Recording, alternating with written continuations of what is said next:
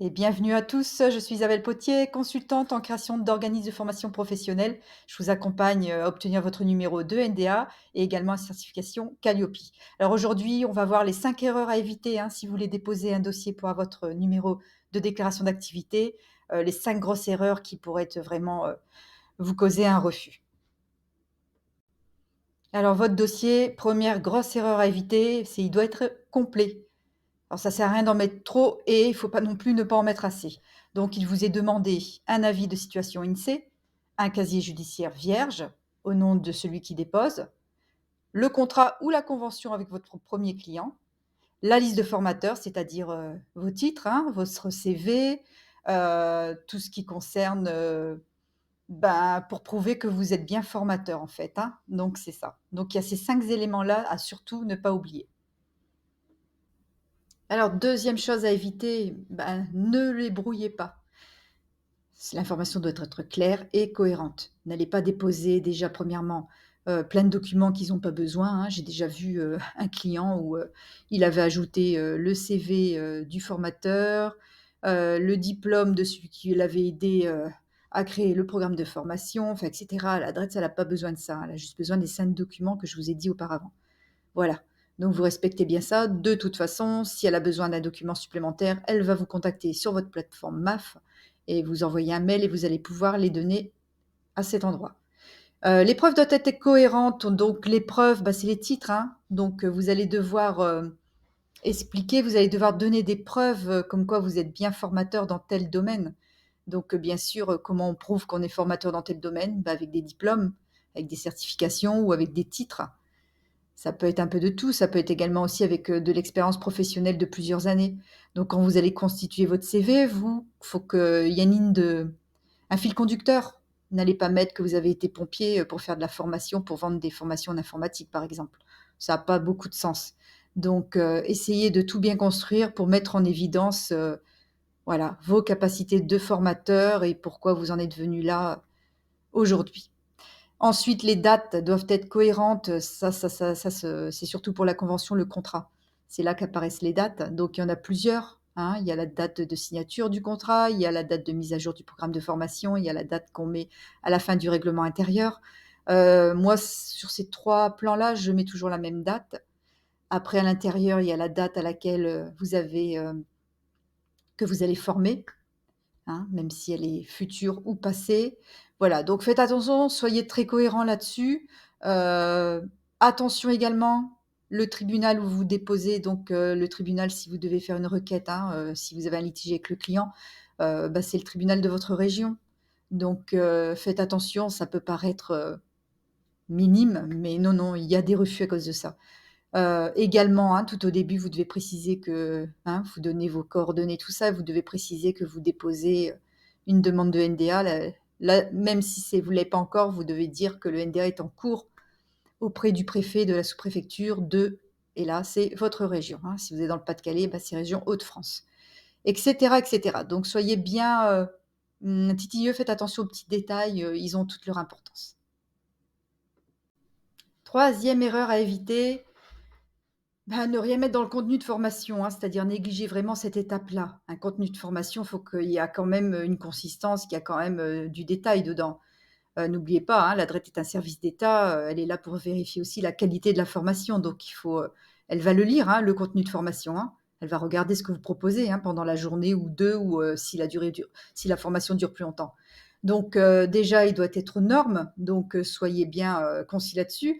Vous devez retrouver, par exemple, les tarifs, vous devez indiquer au client aussi le lieu de la formation, la durée de la formation, les moyens pédagogiques. Il doit tout savoir à travers votre programme de formation et retrouver le contenu. Le contenu, voilà, il doit quand même vous devez détailler. Moi, je vous conseille, c'est de limite mettre heure par heure, si vous pouvez, surtout dans tout ce qui est formation e-learning. Là, vous êtes obligé, de mettre, des durées et cetera. Donc voilà, ça, il faut surtout pas le négliger, Petite parenthèse pour les formations en bien-être, vous enlevez tous les mots, qui concernent des visées thérapeutiques, qui concernent le coaching, même pour les formations d'informatique, par exemple, du coaching, des choses comme ça, pour accompagner le professionnel aussi, aucune formation, tout ce qui est coaching et thérapeutique, ce ne sont pas des formations professionnelles, ça ne rentre pas dans le code du travail, donc ce sera refusé automatiquement par l'adresse. Donc ne leur faites pas penser que votre formation, elle vise ça.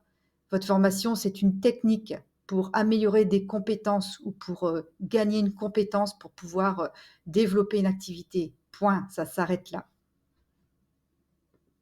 Alors 4e erreur à éviter, c'est de déposer un contrat.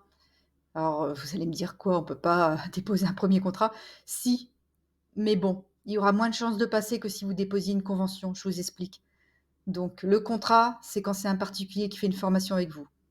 La convention, c'est quand c'est un professionnel. Seulement, dans le code du travail, dit que, hein, donc les 2 cas, ils ont le droit de faire de la formation professionnelle, ça, il y a pas de souci. Mais dans le cas du travailleur, qui est engagé dans la vie active, ou qui s'y engage, c'est-à-dire que, hein, c'est un employé, voilà, c'est un particulier, hein.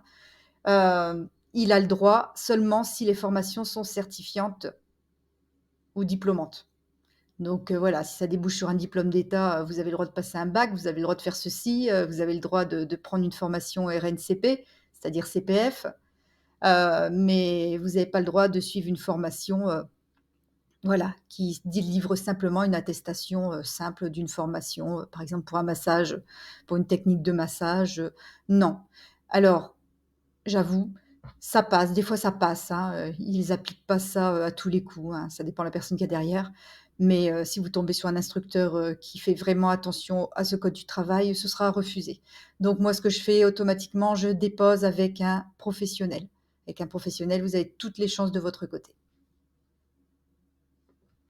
Alors la dernière erreur et elle est non négligeable, hein, c'est de donner des titres qui ne sont pas recevables par l'adresse. Je vous explique. Alors là, c'est très, très important.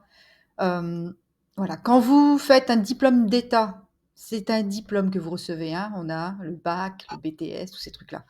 Quand vous faites, une formation certifiante qui est CPF, vous recevez un certificat comme quoi vous avez bien réalisé la formation. Donc ces 2 noms, certificat et diplôme, sont réservés uniquement pour ce type de formation. Quand vous réalisez des actions de formation, telles qu'une technique de massage, s'il n'y a pas de CPF derrière, ce n'est qu'une attestation de formation que vous pouvez délivrer. De même, les formations que vous avez fait, avec lesquelles aujourd'hui vous pouvez être formateur, allez vérifier avant de les donner à l'adresse que, l'organisme a bien le NDA, parce que sinon ils sont dans l'illégalité, ils vont pas recevoir votre titre. Ils vont pas le prendre et vous avez beau avoir l'expérience, vous avez beau avoir eu, passé une formation, ce sera pas acceptable. Donc ils vous refuseront. De même, quand, parfois ils demandent, les titres de votre apprenant. Donc s'ils vous les demandent, par complément d'information, vérifiez bien que le diplôme que va vous donner, cet apprenant, hein, donc moi je vois beaucoup passer, des choses du bien-être, beaucoup d'esthéticiennes, beaucoup de massages bien-être, tout ça. Hem, Entre autres, oui, alors souvent là, c'est la cata, hein. Je vois marquer des certificats, de formation au massage, bidule, non, non, mais il faut arrêter avec ça, faut arrêter, c'est complètement faux. Donc l'adresse va vous le refuser en disant, «Non, vous induisez le client en erreur, en fait. On n'a pas le droit de mettre ça». Donc il faut vraiment respecter tous ces titres-là. Vous n'allez pas dire, que vous avez le permis de conduire, si vous ne l'avez pas, bien entendu. Donc c'est pareil, c'est exactement la même chose. Faites très attention. Donc moi, ce que je fais dans ces cas-là, et ben, vous regardez, hein, des vieilles attestations, vous regardez, si l'organisme a eu un NDA, hein, vous le rajoutez sur l'attestation, s'ils veulent pas vous la refaire, par exemple. Si ce sont les documents de votre client et que vous devez donner ça à l'adresse, pareil, vous demandez à votre client, de refaire son attestation, de redemander à l'organisme ou vous-même, hein, vous ajoutez, vous demandez le NDA de l'organisme, vous le fournissez avec, mais voilà, vous ne pouvez pas donner quelque chose qui est incomplet ou quelque chose qui met en erreur. Alors merci d'avoir visionné cette vidéo. Prochainement, il y aura l'accompagnement, pour obtenir certification Calliope. C'est une formation en e-learning que j'ai conçue et je mettrai bien entendu, toutes des vidéos pour expliquer critère par critère, hein, qui seront libres d'accès, sur YouTube. Donc merci et bonne continuation à vous.